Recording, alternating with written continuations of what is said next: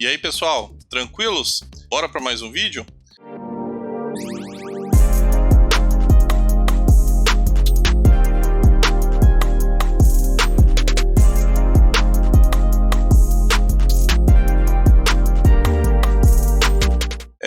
Hoje, basicamente, estava pesquisando e tal, né? Um assunto aí pra gente trabalhar aqui. E o que me veio à mente? Eu falei, vamos falar sobre 5 motivos aí.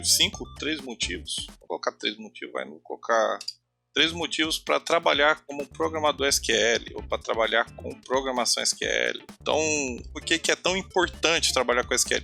Na verdade, antes de tudo, tá? Vamos fazer o seguinte. Vamos simplesmente desmistificar algumas coisas. A primeira coisa é, as pessoas têm um certo preconceito com a linguagem SQL. Fala que não é linguagem de programação e tudo mais. No entanto, não é assim não. Se você parar para ver, o SQL ele é base para tudo. Nós vamos ver em alguns motivos desses aí, tá bom?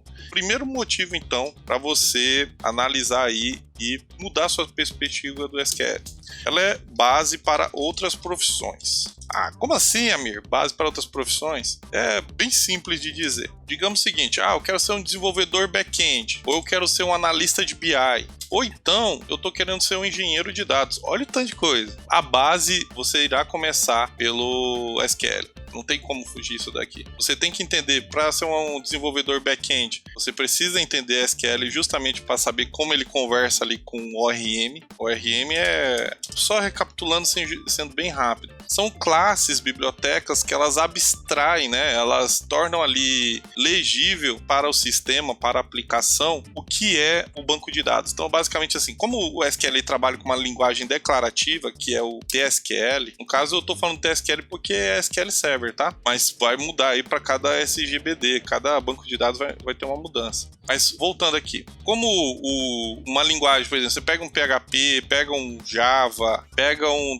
.NET da vida, ele normalmente tem uma classe que faz o acesso ali para o banco de dados. Às vezes a linguagem ela não vai ali direto. Ela até tem os comandos para ir, mas acaba se tornando muito trabalhoso no dia a dia. Então eles colocam um ORM. E quem gera essas consultas, por essa classe aqui gerar consultas, digamos assim, de certa forma automático, não é tão automático assim, tá, gente? O que acontece? Normalmente ele pode passar consultas ali pouco performáticas, muito verbosas, e desenvolver uma consulta que ela cumpre aquele papel, mas que ela consome muito em performance, sabe? É basicamente isso daí. E a mesma coisa seria aplicado se você for também trabalhar como analista de BI, mas ainda no back-end. Aí a pessoa fala, mas por que eu tenho que saber? O ORM faz tudo. E quando a aplicação sua tiver com problema de performance, o que você vai fazer, hein? Aí a coisa começa a complicar, né? Então, basicamente, esse daqui seria um dos primeiros pontos. Se você quer ser desenvolvedor back-end, é saber trabalhar com SQL, tá? Vou até tirar TSQL porque é SQL, tá? Outro ponto, eu quero ser analista de BI. Você vai ter que entender a regra de negócio e boa parte das regras de negócio estão em um banco de dados relacional, tá? Você vai ter que aprender SQL também. Só para quem tem dúvida, o que é SQL? É Structured Query Language. É isso aqui. Opa, errei aqui. Basicamente é isso daí, tá? Linguagem estruturada para consulta. Então, vamos lá aqui pro último. Engenheiro de dados também vai ter que saber do SQL. Cara, você não foge do SQL, cara. Você não foge. É muito louco isso, porque, assim, quando eu tava pesquisando, né, basicamente sobre engenharia de dados, até mesmo quando você coloca os dados ali, eu não sou engenheiro de dados, mas até quando você coloca os dados ali para trabalhar, seja no BigQuery da Google, ou seja naquele eu esqueci o nome da ferramenta, é uma ferramenta para análise de Big Data, PySpark, não é Spark. Ele também possibilita que você trabalhe com SQL ali. Para você ver o tanto que o SQL ele é versátil para quem quer trabalhar com dados. E eu menosprezava isso, eu falava, nossa, eu caía na linguagem que todo mundo falava, SQL é bobeira, cara, não. Hoje, estudando mais aprofundado, estudando do jeito que eu estou estudando, eu vejo assim que eu não sei nada. É uma linguagem muito mais profunda, sabe? É uma coisa assim que você realmente investe horas ali do seu tempo, da sua vida ali, e parece que você não para de aprender, aprender, cara. É loucura mesmo. Então, assim, eu quero trabalhar em uma dessas três aqui.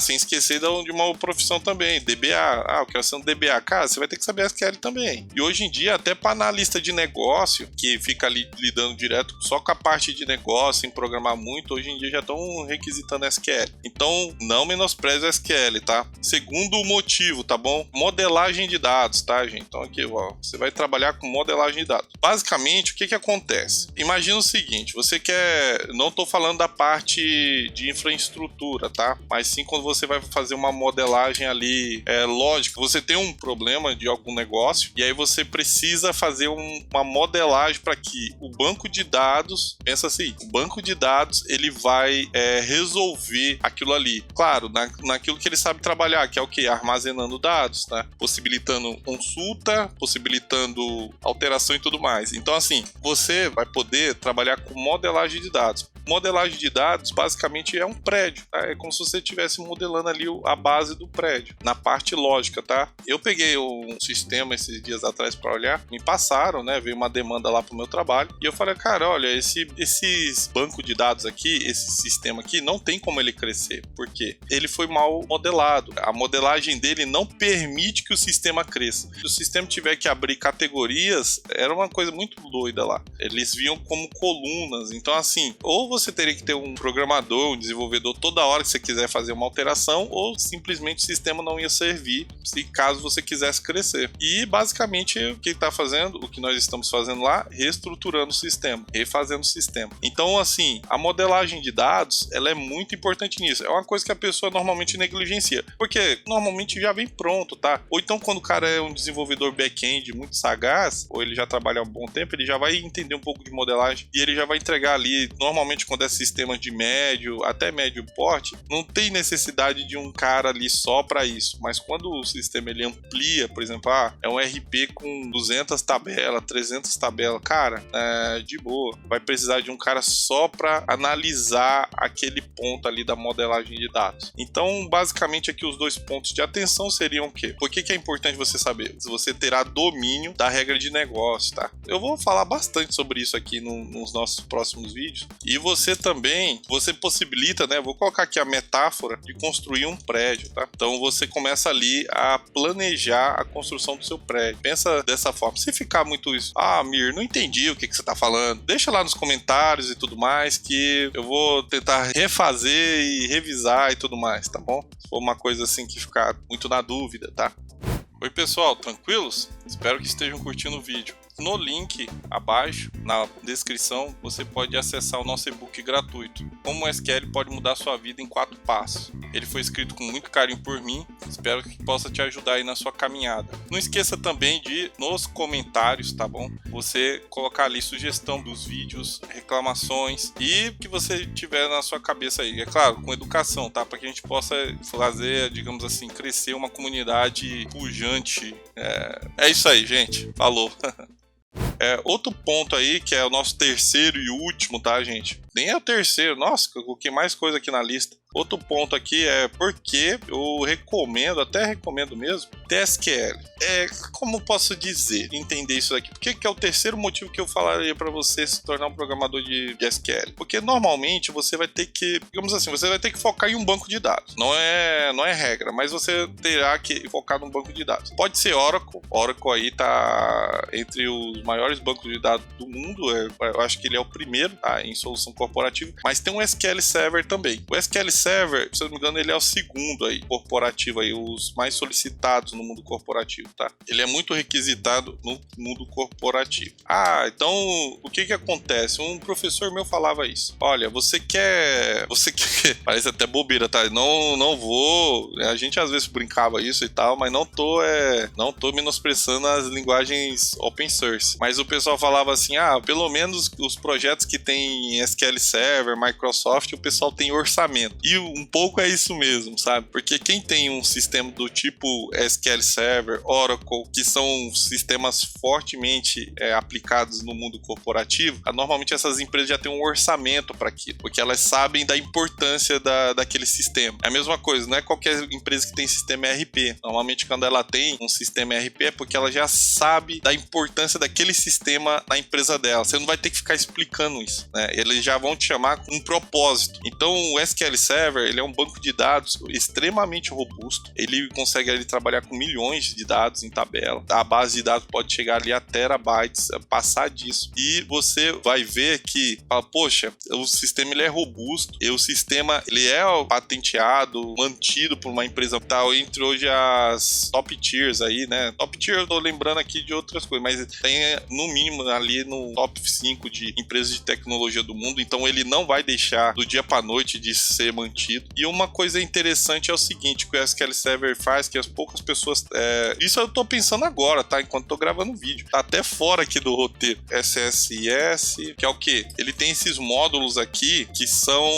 que justamente ele é como se fosse um banco de dados completo. Você paga a licença, você compra a licença. Você vai ver que no Oracle, tá? É muito mais caro você ter esse tipo de solução. Então você vai lá, paga a licença, a empresa paga a licença. Normalmente não é você, tá, desenvolvedor, é a empresa que tem um banco de dados. E aí nessa licença já vem 3 sistemas diferentes, muito bons. O Reporting Service, depois vem o Integration Service e depois vem o Analyze Service. A gente pode entrar mais a fundo nos próximos vídeos sobre o que são cada uma dessas ferramentas, tá bom? Eu basicamente trabalho com essas duas aqui, mas basicamente é isso aí. Deixa eu só resumir aqui. Esse daqui é uma ferramenta de relatório. Você desenvolve vários relatórios ali e deixa disponível para a equipe internamente, numa intranet ou o que for. Esse daqui você trabalha com ETL. Sabe aquela ferramenta que todo mundo tá na modinha agora, que todo mundo tá falando de engenharia de dados? Ah, não, você tem que saber TSQL, você tem que saber ETL, você tem que saber pipeline de dados, você tem que saber, basicamente essa ferramenta faz isso, tá? No ambiente Microsoft, que é claro. Eu sei que tem como você colocar ele no Linux, mas não fica tão bom igual nos ambientes Windows, tá? Mas assim, essa ferramenta aqui, Integration Service, já vem embutido dentro do SQL Server. Outra coisa, Analyze Service. Sabe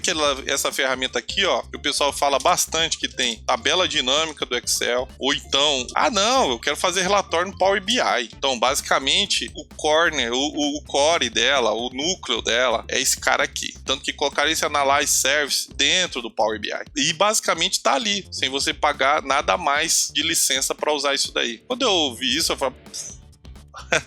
Porque assim, abriu minha mente, cara. Falei, nossa, olha o tanto de serviço que a Microsoft entrega por uma licença ali. E você que tá trabalhando com SQL Server vai poder trabalhar em tudo isso. É claro, cada área disso, gente, eu achava assim, nossa, dá pra trabalhar com tudo. Mas não, à medida que você vai procurando se especializar, você vai entendendo que existe, você sabe como mexer, mas você não tem como você só ser especialista naquilo. Porque assim, é muita coisa, é bastante coisa mesmo. Outro ponto aí, olha, esse tópico aqui, basicamente eu mesclei 2 em 1, tá? Então, basicamente é o seguinte, minha opinião hoje é, aprenda SQL, quero ser back-end, quero ser analista de BI, quero ser engenheiro de dados, whatever. Foque no aprendizado do SQL, em dominar o SQL. Você dominou o SQL, o que você vai fazer? Você vai, a partir dali, especializando no que você quer fazer, porque eu nem coloquei aqui, tá? Mas, por exemplo, tem muita gente que trabalha com Tani, isso aqui é o SQL no alto nível dele, tá? Onde você trabalha só com performance. Uma galera mesmo trabalha com Tani. Então, assim, é muita ramificação dentro da área de banco de dados que você pode ir, tá bom?